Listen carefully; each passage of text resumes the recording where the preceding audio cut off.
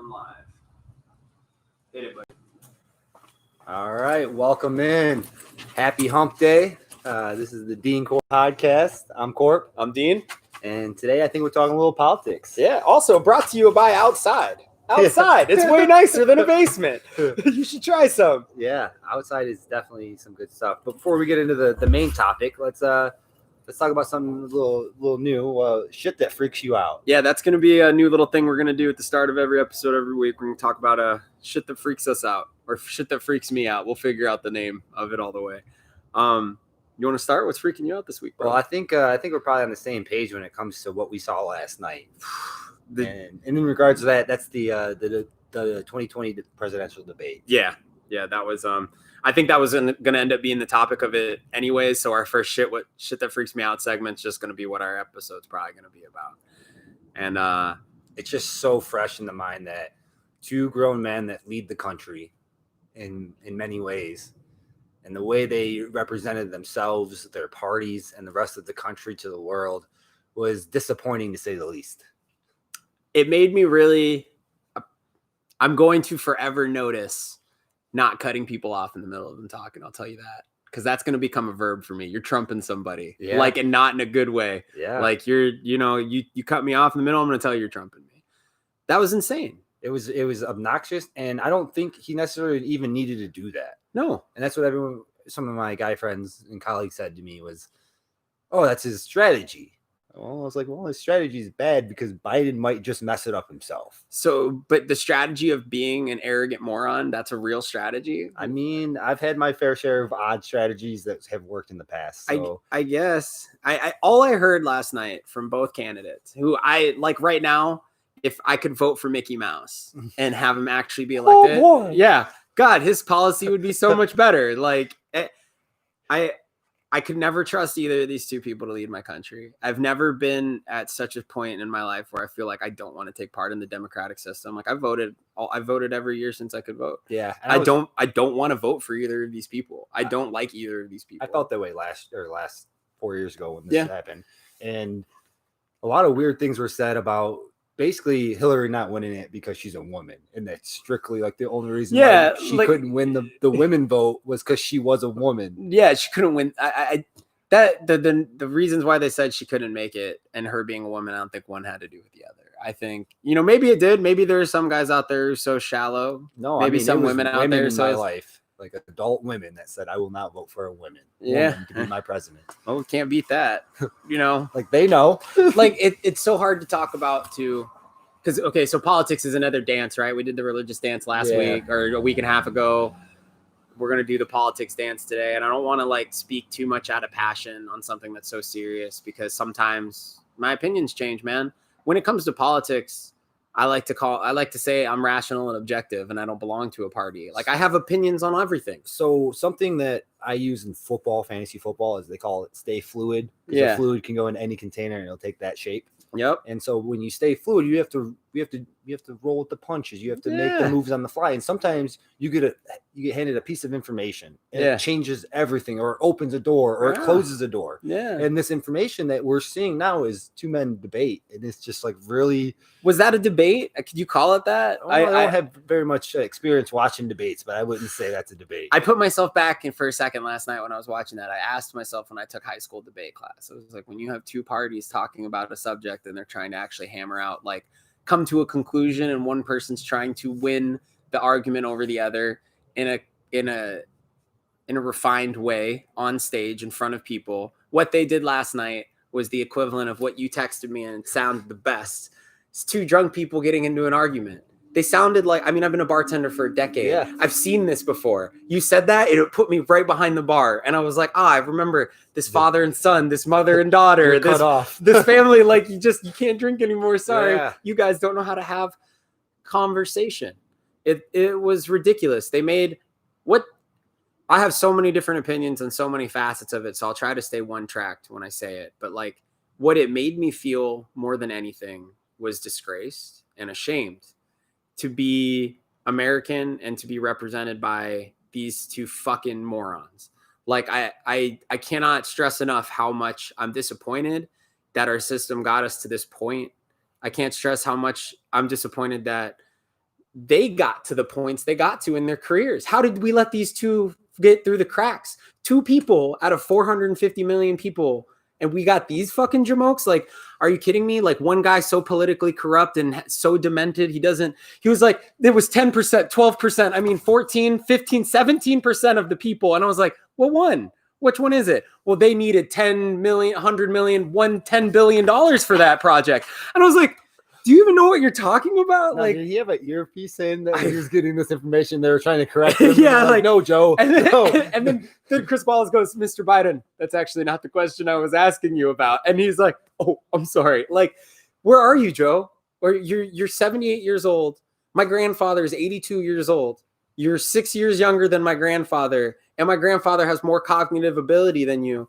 Like, I'm really. I could say a whole other thing about the age thing. That, like, okay, in 78, Biden got elected in the office. Yep. And it said a whole bunch of stuff. And then, like, 2020, what's the difference? Like, what took so long for now? Now you're going to make the change. Mm-hmm. And it's just like, oh, you know. And then I also watched a video on how Trump has been planning this since his, like, early 20s. Yeah. To run for president and stuff like that. But, like, you Maybe. make those decisions. I mean, he was on Oprah. He did some other talk shows where he was like, if I run, I'm going to win. He's being a cocky Trump. Yeah, for sure. But when you watch them talk, and it's just like the conversation I feel like I would have with either gentleman in a closed room with no cameras, I feel it could be very mature, very educated. I could learn something from them. I don't know them personally, but how they are shown and what they showed last night, it sucks because the people that they're representing, that's like okay, so maybe the president doesn't make all the decisions, but like the Republican Party and the Democratic Party voted them to be where they are. So they chose them to be their spokesperson. So how many more people are at fault than just those two? Yeah, like the parties had to put these people in power. What's Joe Biden start off with in the first 5 minutes? I am the Democratic Party. He pointed at his chest, said, I am the Democratic Party. Then 20 minutes later was asked, well, if you're the Democratic Party, why didn't you tell these governors to blank? And he's like, well, I have no power. So you're like, I was like, are you the Democratic Party then? I understand that he's in the position to be elected. I don't know why. 23 candidates. I would have taken Tulsi. I would have taken Yang. I almost would have taken Bernie. I'd have this thing where I think that the cutoff, there's 2 big things I'd love to see in my age to prefix what I'm about to say. I would love to see term limits for senators and congressmen. Yes, I don't know why we don't have that. Oh, I know why. Yeah, I mean, I know if exactly. I'm a senator, yeah. you're the senator. Like, buddy, we're staying fucking. Yeah, we're senators, man. Like, let's keep it that way, bro. Like, we get all this power. We get to make the decisions. We get to be on the committees. Our votes matter. You know what? I need a pay raise. Yeah, like you need a pay raise. Let's put that shit in. Let's call up Jack and John and Jill and be like, hey, you guys need to vote on this next one so we can all get raised. You know what? There's a big vote coming. I think we should wait. And we should postpone. Let's go on vacation for 3 months. Yeah, and then we'll come back, and then we'll start all over. Yeah, and then we'll get the process started over again. Everyone will forget about this bill that was supposed to help all of America, and then we'll just move on to the next thing. The second thing, aside from term limits, age limits. I'm sorry, if the national there's a minimum age. There should be a maximum. It makes perfect sense to me. There are young people that are too young to do stuff, and there are old people that can't drive. They can't. They have old folks home for a reason. What's the average age of someone in an old folks home? Oh, I don't know, 74 and 78, maybe. Yeah. Like, are you kidding me? These 2 guys are so out of touch with reality that they would have that conversation in front of all of America watching.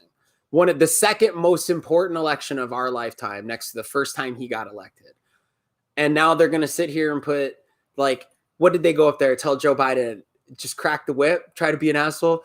Just shut up, man. No, he was getting frustrated. Like I was getting frustrated because I couldn't hear what either one was saying. I get it. Frustrating. I mean, Chris Wallace spent a good 3 minutes, Mr. President, Mr. President, Mr. President, Mr. President, and like over and over and over. Now, if he wasn't the president, I think he would have been more stern.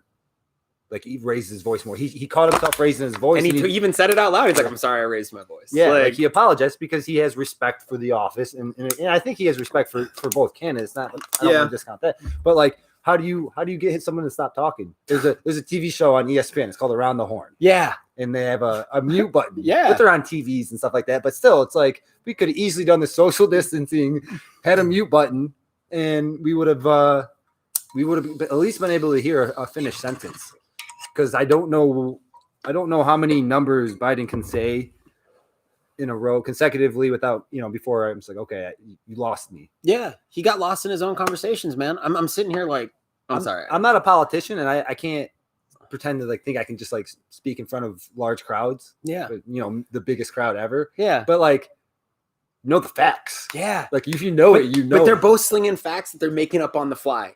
Because I got 40 million, 50, 70 million, 100,000 constituents who know all of these things. And I was like, you said 5 numbers before you made it to your final one, and they grew. Everyone. So, are you making these facts up on the fly? Okay, so there's all my issues. A lot of my issues with Joe Biden. Dementia, clearly. The guy is not cognitive. Maybe not dementia. Maybe that's too harsh a thing to brand. But he is in brain decline. He is at the end of his life. His brain is slowing down. His body is slowing down. I'm sorry. That is what happens to human beings. Try to argue it with me because we all die, right? Well, think about it like this. I was listening to the Joe Rogan podcast earlier today on my commute, and the gentleman he had on there was just like, well, Biden sounds like he's at that point in his life where he starts to forget stuff, so he chooses to get angry and fight with how long it takes him to figure out what he wanted to say. Yeah. And so he just chooses to get angry because that's what old people do. Yeah, it's an old guy move. But do we need that guy representing our country? Do we need that guy representing us, to ourselves and all of the constituents around? Do we need him making decisions? A guy who can't remember. Yeah, you could pay all these people to be around you, but at the end of the day, you're the president of the United States. I need good blood, fresh blood, people who are fluid, rational, and objective thinkers. I want scientists. I want people who have gone to school and studied. My dad always said growing up, the president should be the smartest man in the room.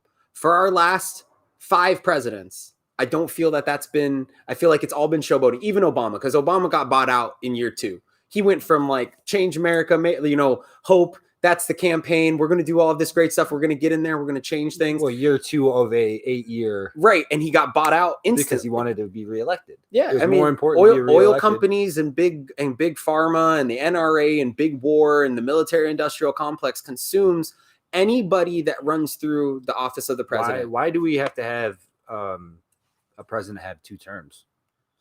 I don't think it's necessary anymore. That's something that, when your population is a third or an eighth, a 16th of what it is now. Yeah. Okay, it makes sense. You don't have as many people that are worthy to be that. Yeah.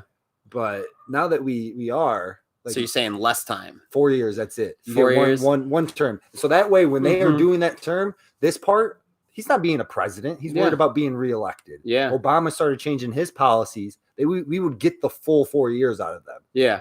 They would be dedicated for the full time they're in there. Look at the last year of the 8-year run is some of the most productivity that a president does, because that's what they're leaving the country as. Right. People are going to remember them most by what they. So they want that second term more than anything. The first term is just about getting in for the second one. Yeah. That's fucked politics then. That ruins the whole purpose. Think about similar to being in the Senate. Once you're in, you're in.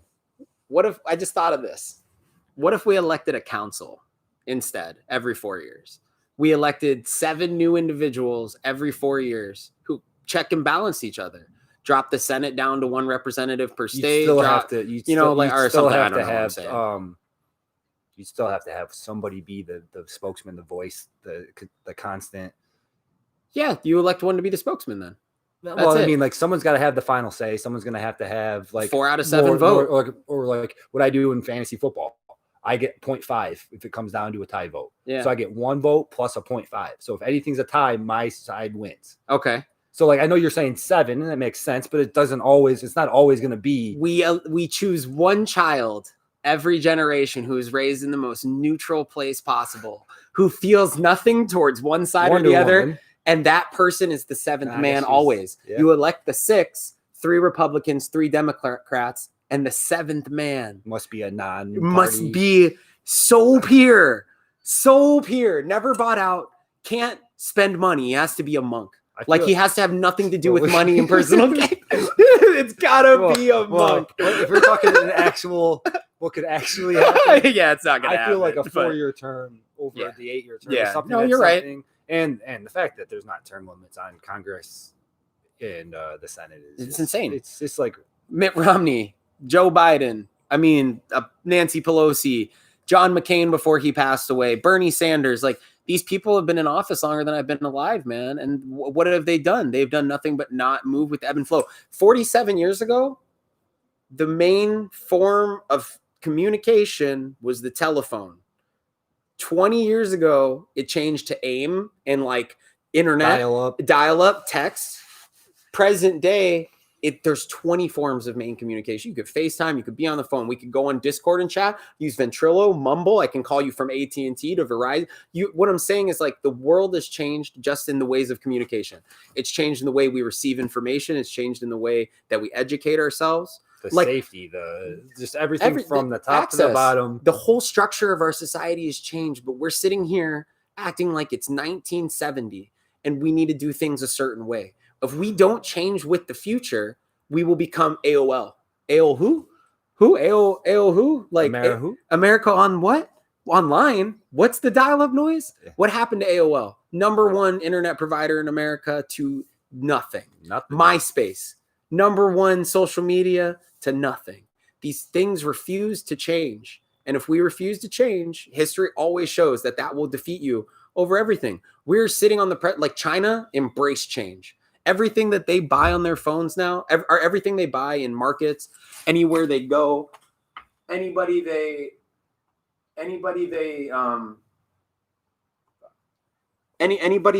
share commodity with, it all goes on a QR code, dude. Sorry, I repeated that 5 times. I was checking something on the computer. Thought the same thing. Yeah, I needed that. I was like, oh fuck, yeah. I was like, is this going out? So, but China is on this amazing curve where they went from 40 years ago living in rice fields, extremely impoverished country, to now they put up more millions a week than Michael Jordan put up fucking like points. You know what I'm saying? Like these guys are spitting out money, the biggest middle class in the world now, economically thriving. Because why? Because they have all the manufacturing jobs, they have all the opportunity, and they're flowing with the world of information.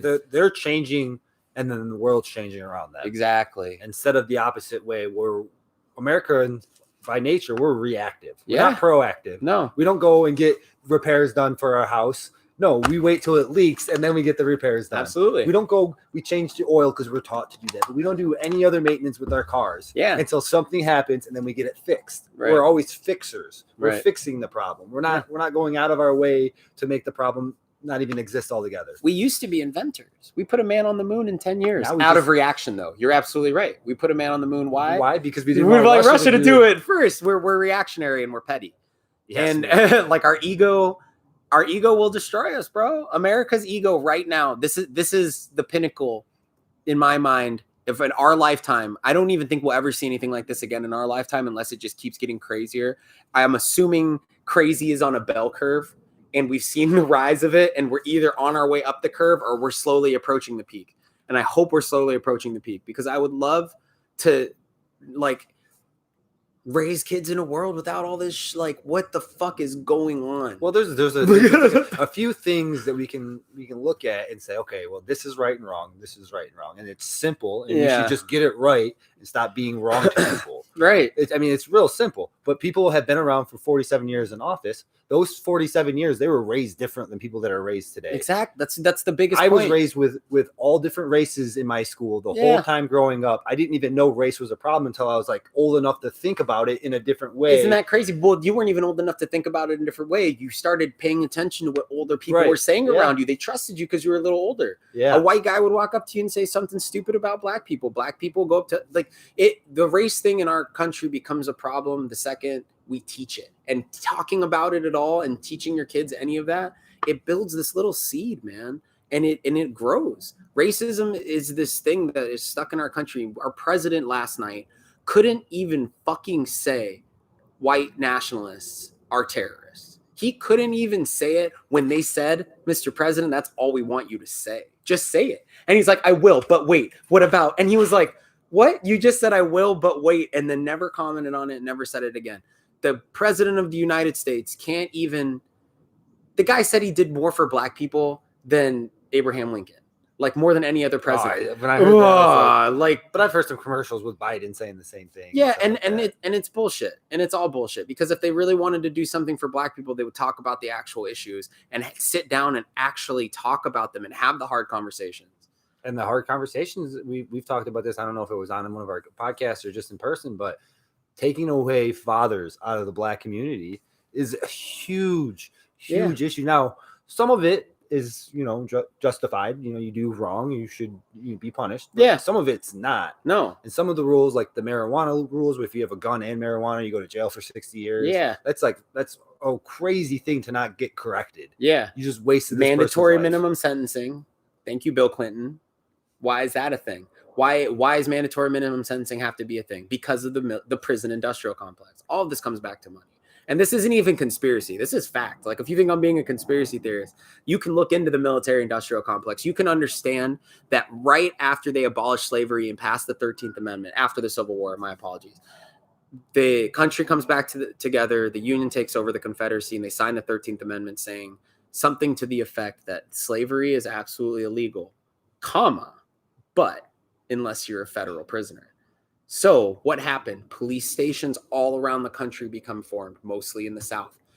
Formed for the reason of finding black men who were loitering, rounding them up and incarcerating them in mass and putting right back on the plantations that they came from. That is abso-fucking-lute fact. You can read about it all over informational textbook. In my gut when you were saying that. Isn't that terrible, man? When I found that out, I cried.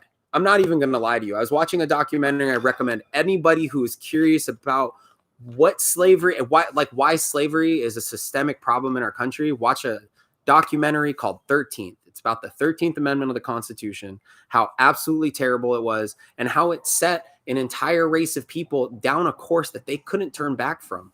You're talking about something that runs in our country 400 years long, since the settlers first came and pulled their slaves off with them. Like, this is not a dead thing in America. Chappelle did a thing on YouTube, a little special called 8 minutes and 47 seconds. I don't know if you've ever watched that. No, but it was like right in the middle of COVID. He had like a big outdoor stand-up thing. Okay. But all he did was talk. He didn't even do stand-up comedy. He talked about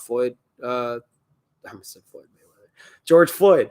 And he talked about how his grandmother was born a slave. His grandma. Like, that's so recent, man. Like, it's so recent. Slavery is 20 years, like, abolished 20 years before the car was invented in the early 1900s. Like, slavery was abolished right before the industrialization of America, which is at the turn of the century.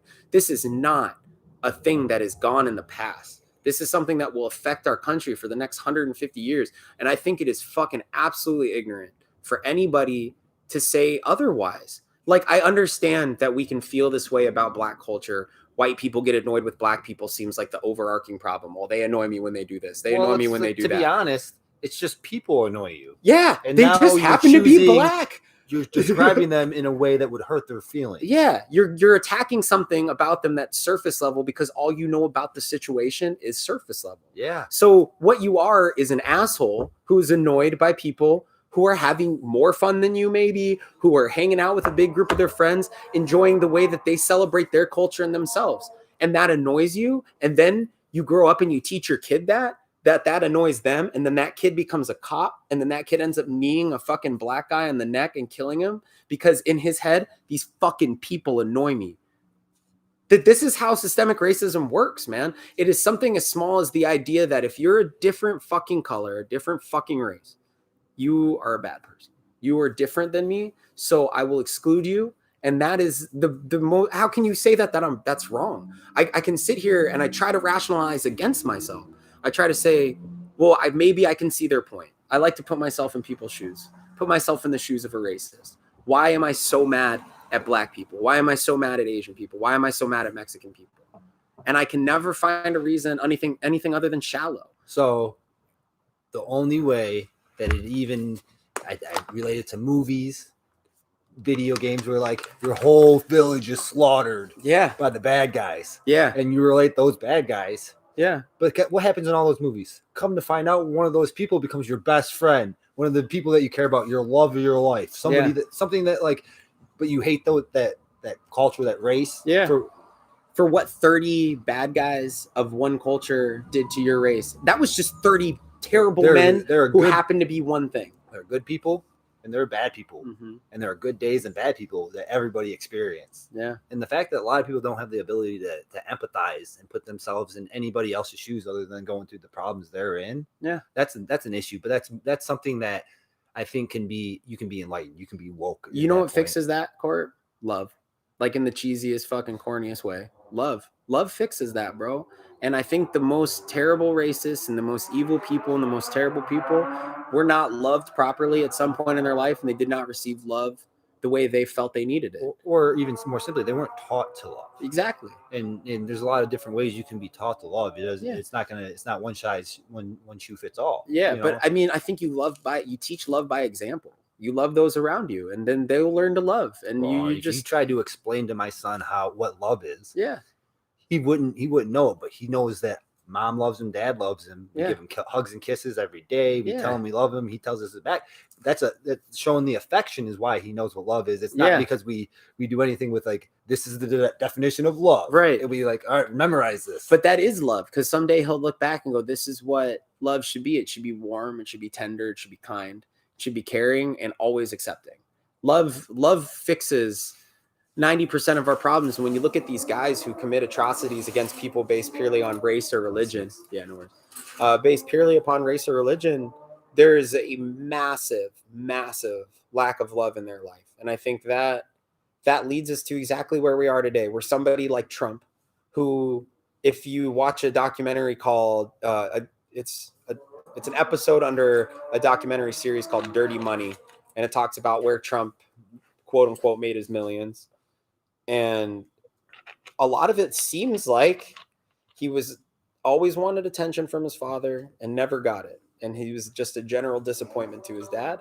I don't know much about Mr. Biden's background, but put yourself in Donald Trump's shoes. You're raised in a family by the biggest construction tycoon in New York City. Your dad built a quarter of the city. You come from a family of money. You have high expectations being the son of this man. He's trying to build an empire for his family. Before his dad, the Trumps are nothing. Now one of them's in office. Okay, cool. You always trying to impress your father, but you never really reach the heights of your father. You get to the point where you're so broke, you start selling your own name onto buildings because that's the only way you can make money. You're not building the buildings. You know nothing about the construction companies or have any say in what the buildings look like, but you just pay there. But your name means something for some reason. So people let you put your last name on stuff. You find a random ass break by getting on a show called The Apprentice because two directors thought it was fucking a funny idea and the show was meant to be more like a fucking comedy. But you're fired. But burned into the American people's hearts and minds, a whole generation of people as maybe 5 years younger than us up to, the boomer generation, all saw Trump on TV, which Americans tend to believe anything they see on TV and any information they're handed on the internet. They saw this guy pretend to be a billionaire and a businessman and a successful businessman at that. When in reality, before that show, he was a very unsuccessful businessman. He opened up a casino that failed in a year, took way too many loans, took way too much money out. I thought there was an Alaskan strip club that he made a lot of money off of. I mean, maybe. There were some ventures where he did make money. That's not a lie. But he's always lied and over-embellished the amounts made and always borrowed and never paid back. Like that is something that he's done for years. And that's another documentary you should watch on top of 13th is something that'll open your eyes is the one about his son-in-law, Melania's husband. I can't think of his name. And then him. And it exposes where they really made their money. And like the guy's not a successful businessman. I hate fucking hearing people say that. Like he's a decent businessman at best who talks a lot of shit and has lucked himself into some random situations. But he's not a good businessman. Imagine if you had the capital to start a business. Yeah. I feel like you would be a good businessman. You'd be successful. You'd probably grow. You'd probably expand. If I had the capital, I feel like I definitely would. Not to say that you wouldn't.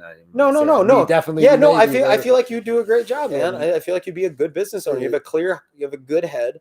and a good, you know, like that's what it takes though, is being a level-headed man with like no massive ego in your way that needs to be stroked all the time. And Trump has the worst quality of any businessman, is this ego that needs to be stroked all the time, dude. It's really disheartening when you really think about these. Hold on a second, YouTube. We'll get right back into it. So it's been really disheartening when you see these two men talking that's not talking. They're supposed to be representing the best of us. They're the elected leader of the free world. Yeah. And they can't even hold the conversation. No. How am I supposed to trust this person to go to, you know, the states, or to go to like to different governors and speak well on behalf of the federal government to the state governments and accurately get across ideas, and then have to go international and talk to our international allies and deal with NATO? And 50% of our budget goes to the military. So he's going to have a lot to do with the military. I mean, he's commander in chief along with being POTUS. So this guy runs our military, and he can't form full thoughts, and he can't hold conversation. And I'm talking he, by the way, when I say he, I mean both of them. They can't even keep a straight thought, man. They can't even hold conversations. Trump talks in this way that I despise, where he says something like, I have all of the best friends. I have, they know a lot about everything. I got best friends from all over the world. I mean, I got one from London. I got one from France. You know, all those other countries. I have one from there, and they know a lot about things, and they're the smartest when it comes to those things. And so I just know. I just have the facts. Like, what is that? What is that? I can also email people in other countries. I have Instagram.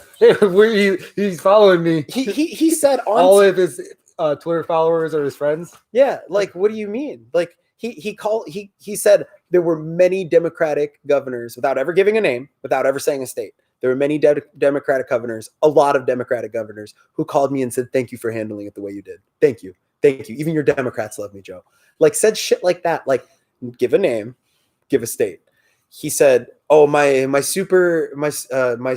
Supreme Court nominee, she's loved by Democrats. There's she's loved by academics and Democrats all alike. And there's academics who will vouch for her. There's one in Notre Dame and other cities, and the one in Notre Dame will say," and I was like, Notre Dame and other city, you know. And to be fair, when you're arguing, you're usually not making clear, full thoughts. And especially like they're nervous. They're humans. They're gonna have some nerve. But like, you're the best of us. Take a breath. Yeah. Think, then speak. That's what I tell my 4-year-old. Yeah. And they couldn't do it. He talks faster than his mind can even begin to think. So he starts saying these things that are ridiculous and childish and make no sense. He has a serious enough ego for the moderator of the presidential debate to just keep trying and keep talking over him. He was relentless. Dude is loud as shit when Mr. Wallace is yelling at him, "Mr. President, Mr. President, Mr. President, please, Mr. President, Mr. President, please." This man is being as absolutely polite as he can be. And he's got this guy just going nuts. And then what does he say? He goes, "Mr. Trump, you've just like, you keep cutting me off." And he goes, "Well, Joe does it too. Joe did it too." I was like, did you really just say, "Well, he does it too"? And he did that little like, he does it. Like, oh, well, go to timeout. And we'll talk to you. You get no dinner tonight. Yeah, like, fuck, man. I saw a picture with kids' faces. I know. Chris showed me that shit this morning, and it made me laugh my ass off. What was that? What were the powers that be trying to dangle in front of us? What? I don't understand. You had a thought a second ago, because I got another tangent I'll go into, but I'm not sure where I was at with that. I was just thinking, look back at the history of the United States and like the forethought of like the people that put this in place to be a democracy. Yeah. And like how much like smart and thought, like you're thinking years into the future of how this is planned. And then imagine they were watching what we saw last night and the disappointment that like you'd see, and then adding a couple, like all the presidents watching, plus all the ones that could have been presidents that were worthy. I'm sure there were many, great men that the president should be the smartest man in the room. He should be, or if not, the most rational man in the room. Yeah, there's got to be a level of all that, because for me, and the way I've been as I get older, I'm never going to be the smartest in certain sciences or certain areas. And depending on who's in the room, I might not be the smartest person of anything. Yeah. But it doesn't mean that I can't lead that group of people. I just have to speak to them in a way that resonates within them. And I can lead them. We can put them all on the same page. We can find a common goal. Yeah. And I think that's something that like wasn't even spoke to at all. Is what is our common goal as America? Yeah. What puts us all together? Nothing. They're just trying to divide us, which is going to lead me to say the most sinister thought I had all day was like, I think everybody knows a little bit about Jeff Epstein's murder. I will not call that a suicide because they killed him in front of us to show off that we can kill him. You can run it on the media and we're still going to get away with it. They waved it right in front of America. And I have a feeling in my heart for some reason that the powers that did that did the exact same thing last night by waving it in front of America, that no matter who you elect, no matter what dumbass we put up here, you have to pick one and we're still going to control. And guess what? We have the Electoral College to make sure we get the one we wanted anyway. So because we own the senators and we own the congressmen and we're going to push because they've been there for 47 years. And what kind of people do you have for 47? Well, you got something on them. They've lived the life. Their kids did something. This did something. Their husband cheated. Is a cheater. They're not the perfect American that they got elected to be, or thought of at that time. And now it's like, what if it's the sex ring people versus the hardcore evangelicals? What if there's two major factions warring over America? What if it's the same guys that, you know what I mean? Like, what's really going on behind the scenes? Who are the people that invest all of their money into the Democratic and Republican Party? For what reason? And big pharma, big tobacco. Yeah. Big oil. Big green is a new one now too. Air. The fucking like all these things that are getting bailed out. Yeah. Banks. Yeah. Like those they just hold the money. They're like, well, if you do this, we'll do this, and we'll do this. And then, it's just like one thing after the next. And they just, now there's, several large companies that can, but now it's like, aren't there more companies? Aren't we smarter? Like we could just delete tobacco.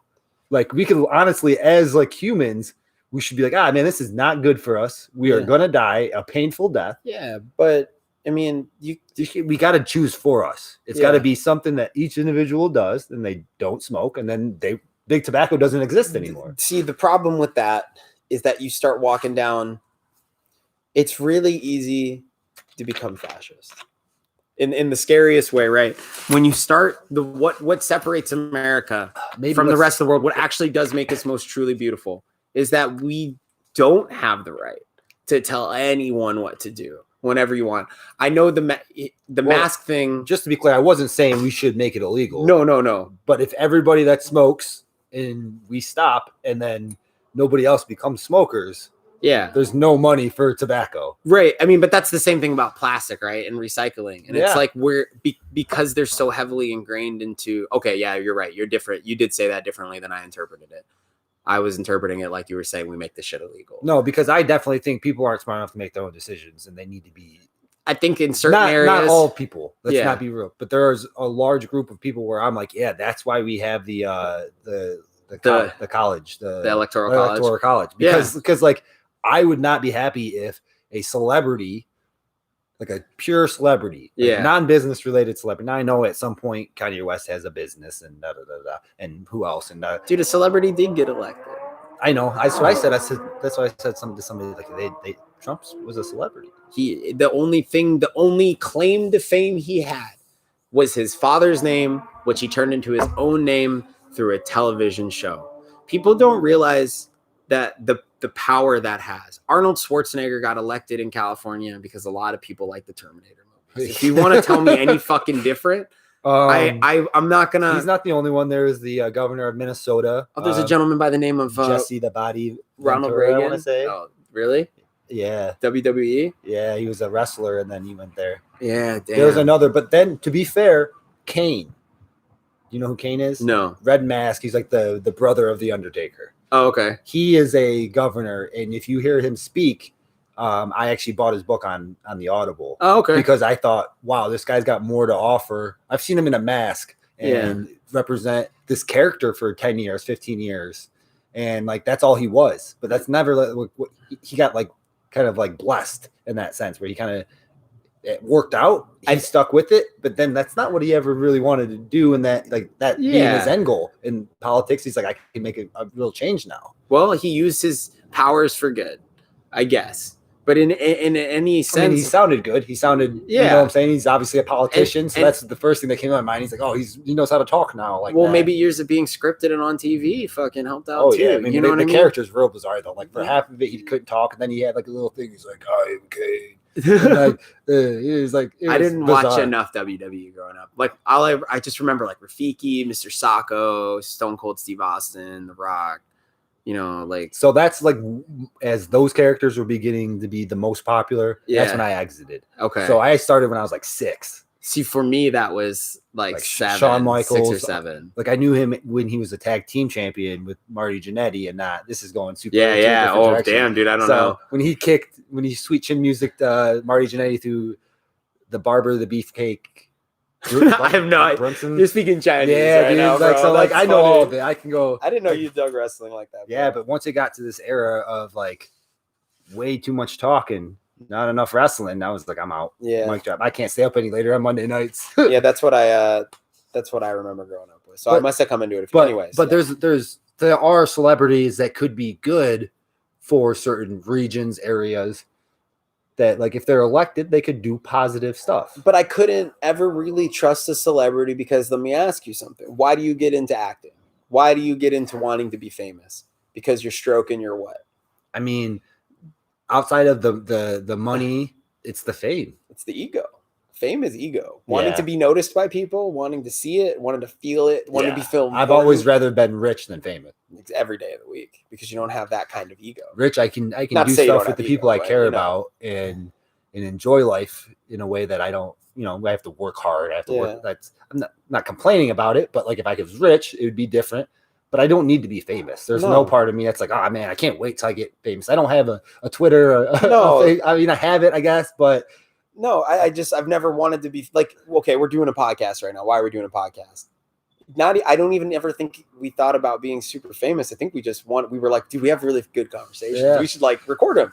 Maybe. Yeah. And if people want to listen to it, cool. If we get 100 followers ever, that's 100 more people than I've ever thought we would get. Yeah. Like, I mean, wow, dude, I really thought this was just going to be every once in a while our friends are going to listen to it and say, oh, that's cool. That being said, feel free to like, subscribe, leave a comment. It's fucking joking, bro.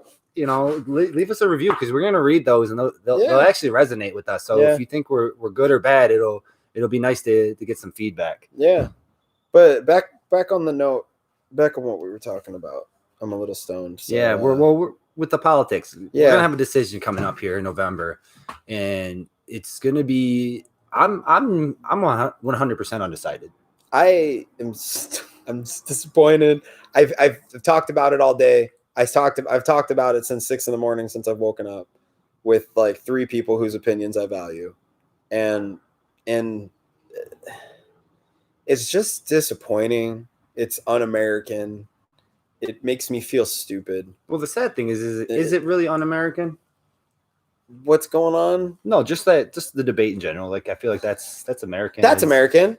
Yeah. But what's being showboated in front of us is un-American. It's a distraction to what's really going on. Yeah. And I would guess to say that out of 30 to 40-year-olds, 28 to 42-year-olds, it was probably the most watched from that group. Yeah. Or in our lifetime. Chris said it too. He's like, I don't ever think I've ever watched a debate before. And I watched that. And he goes, I wish I didn't. I wish I would have watched more so I would have had a better, because I've seen other debates, but I never tuned in for the whole thing like this. I did not see the 6th round. And to call it the 6th round, by the way, so I started doing this because we turned it on about 9 minutes before it came on. Okay. And Brittany left the room. And so I had to sit there for 9 minutes and listen to 7 people or 5 anchors on CNN talk about it like it was a football game. And it was the crazy. Right. Who do you think's gonna win today? Yeah, they were like, so look, who's gonna take him in the first? Who do you think's coming in the second? Yeah. Do you think Joe Biden's gonna come in hard and attack, or do you think he's gonna take more of a relaxed thing and let Trump take over? And I was like, you're talking about good offense and good defense right now. Like you're talking about what line is this man gonna run? Like where? Like what plays are being? What called? plays are gonna be? What formations? What are we doing here? Dude, the way they started saying it, I was like, this shouldn't sound like sports. This shouldn't sound like. And I get that you're commentating And I guess that's kind of what sportscasters do. But the way they had made it sound was like it was going to be a boxing fight. How many people watch sportscasting shows, and how many people watch the real news? Right. The people that are watching the news are already watching this regardless of what they're saying. Yeah. If they talk to the sports groups in a way that makes more sense to them, this new group of people watching, they get more views. Yeah. Okay. Maybe it's just a mindset, and maybe they're younger people in those newsrooms because they can't get into the Senate. Yeah. They can't get in there because the people have been in there for 40, 50 years. Yeah. So maybe they had to go work as I don't know how that even shitty political anchor. Like out of all the good things that they did with the Constitution and everything and making all these like checks and balances, they forgot Congress. They just like completely neglect. So one, they didn't see Manifest Destiny going as well as it did. Straight up. I mean, at that time, they were like, we got to worry about the French. We got the Spanish coming at us. We got the French coming at us. We just beat the English. How do we team up with the French to fight the Native Americans? Yeah. How do we fight? And then so they had to break through all of the Native Americans on the East Coast to find out that the most terrifying ones lived in the plains, and that these people have been mastering horses for 200 years, and they came in fucking hot. I mean, I love the Comanche Indians, bro. Yeah. Like I'm listening to this audiobook, and it's just got me riled the fuck up. But we were so ill prepared.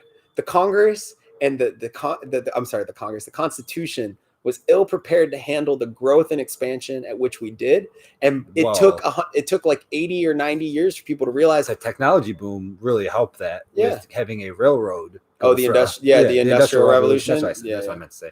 And the industrial, because that like sped things up in a way that like you hadn't seen in the history that they knew. Capitalism became alive. They saw that like capitalism and mass production were these possible things. Ford invents the assembly line. It changes the world.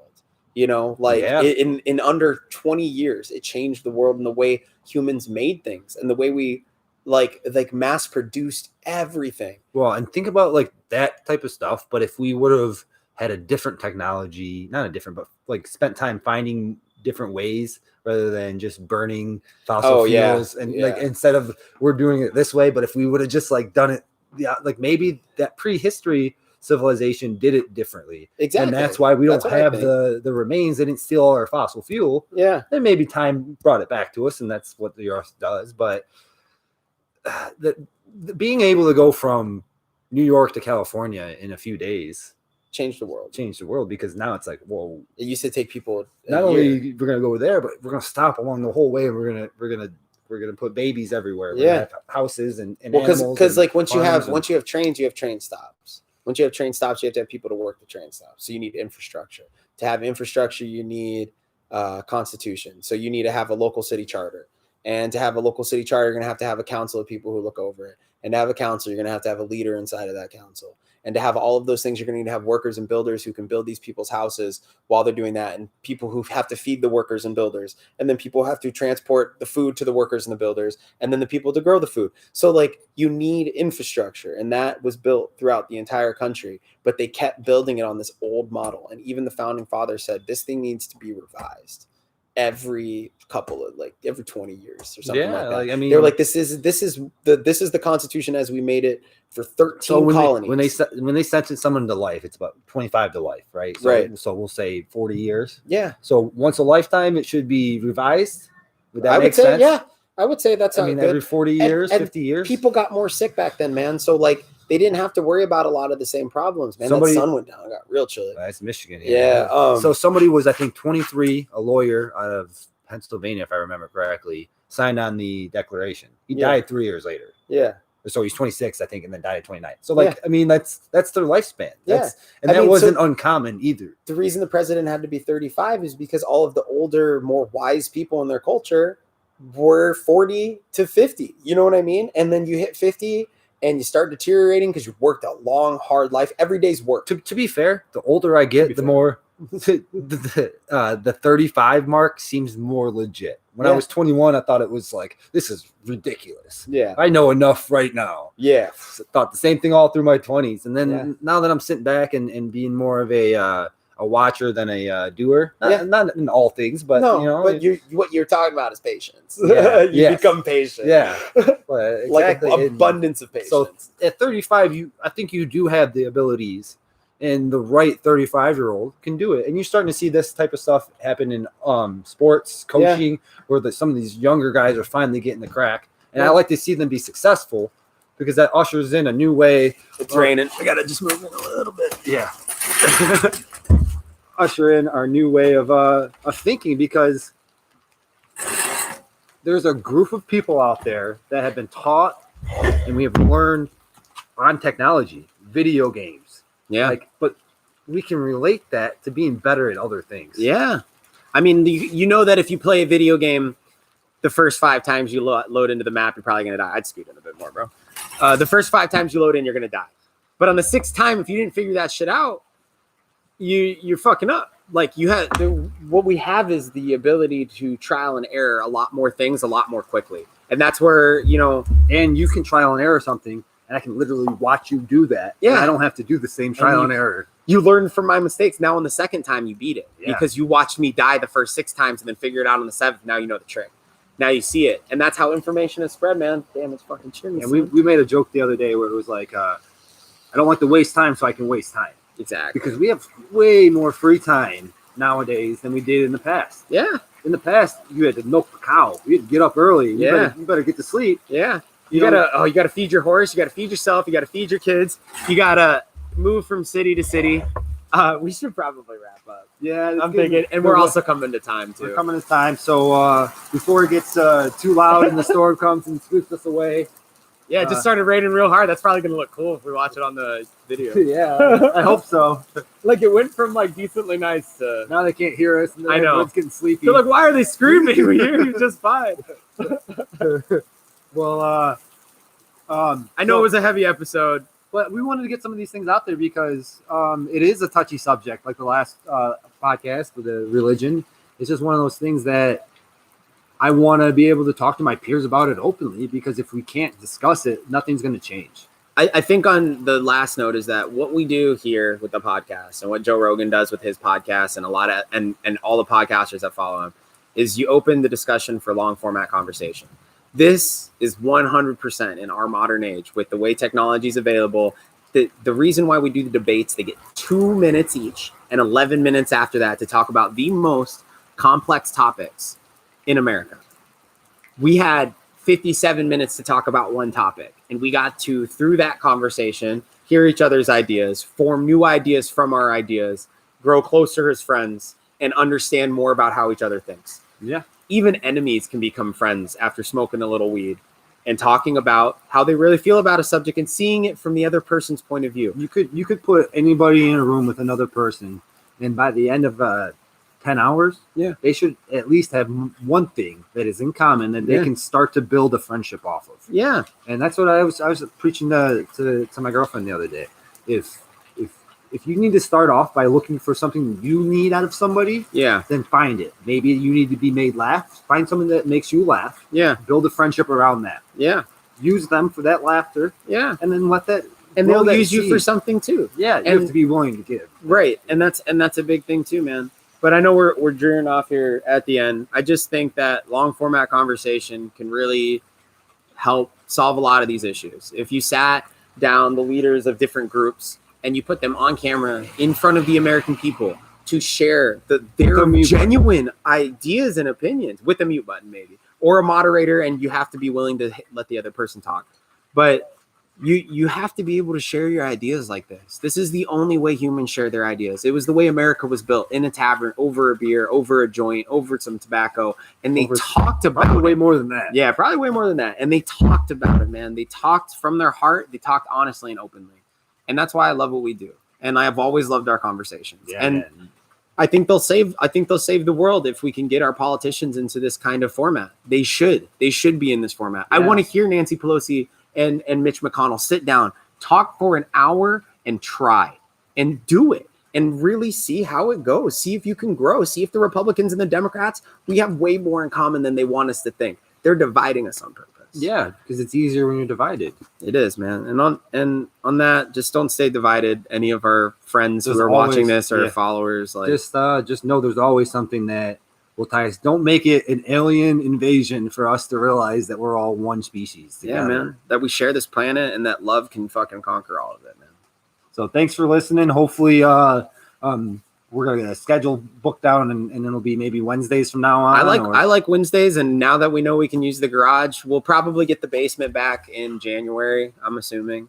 Yeah. So sometime you might have some shivering podcast. Yeah. Oh yeah, we're gonna have some winter podcasts. We're gonna have. Well, we can do it in the backyard too with the fire. Okay. That'd be cool. And I know we definitely want to start bringing on some guests. We have some people in mind that we can start discussing some. We've definitely said it a few times now, so I think we need to hold ourselves accountable to it. Yeah. At the same time, it's hard to get people to come out in COVID. And we got new schedules too, Yeah, and a lot of the people we want to interview are 45 to an hour drives away. So it'll take time, but we're gonna get it going. If not, you're just always gonna hear from us. Yeah, we'll be here once a week. That's for sure. So we got to get you another one next week. Yeah. Sorry, we missed a week too, and then came super late. Yeah. All right. All right, guys. Thanks for listening. Bye. Oh shit, we're still streaming.